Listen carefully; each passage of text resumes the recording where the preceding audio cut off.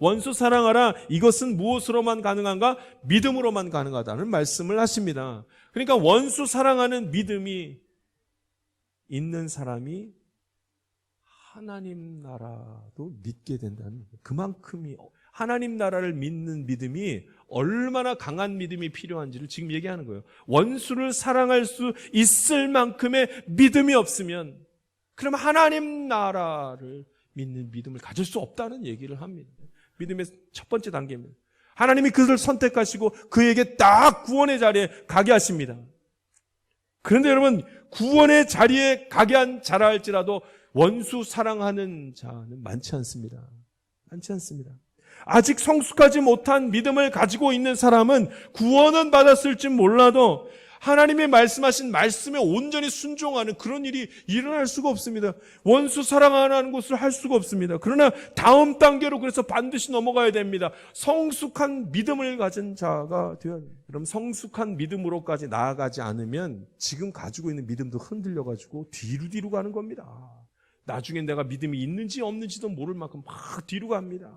그래서 모두 다 구원받은 자는 믿음을 지키기 위해서 성숙한 모습으로 계속 나아가야 하는 것입니다. 하나님이 은혜를 내리시는데 하나님이 심판하시기 전까지는 의인이나 악인이나 선인이나 의로운 자나 불의한 자나 전부 다 똑같이 은혜를 주시더라는 거예요.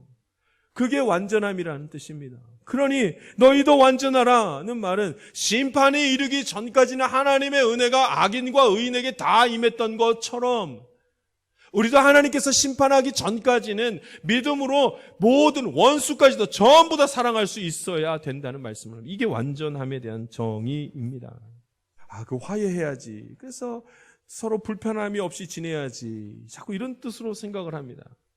근데 원수 사랑하는 것은 나를 위한 것이었습니다. 하나님 나를 위해서 말씀하신 거예요. 원수 사랑하는 것을 통해서 원수 사랑하는 믿음을 가짐으로 말미암아 하나님 나라를 내가 경험할 수 있기 때문에 원수 사랑하라는 말씀을 믿음으로 해야 된다는 것을 합니다. 기도하라는 말씀이 나옵니다. 그러니까 원수 사랑하는 것은, 그런 믿음을 갖는 것은 무엇을 통해서만 가능한가? 기도하는 자에게 가능하게 됩니다. 하나님께 기도하는 거예요. 어떻게 하나님 내가 원수를 사랑합니까? 어떻게 원수를 사랑합니까? 안 됩니다. 나의 배려와 넓은 마음과 어떤 자비로 이 문제가 해결이 안 됩니다. 기도하지 않고 하나님 앞에 도와달라고 간구하지 않고서는 이 문제가 해결이 안 됩니다. 그래서 성숙한 믿음을 가지고 있는 사람은 전부 기도하는 사람입니다. 전부 기도하는 사람입니다. 하나님 말씀은 가까이 할지 몰라서 그렇게 해서 머리에는 생각 속으로는 하나님 말씀이 들어있을지 몰라도요, 가슴이 뜨거워지려면 기도하는 사람이 가슴이 뜨거워지는 겁니다.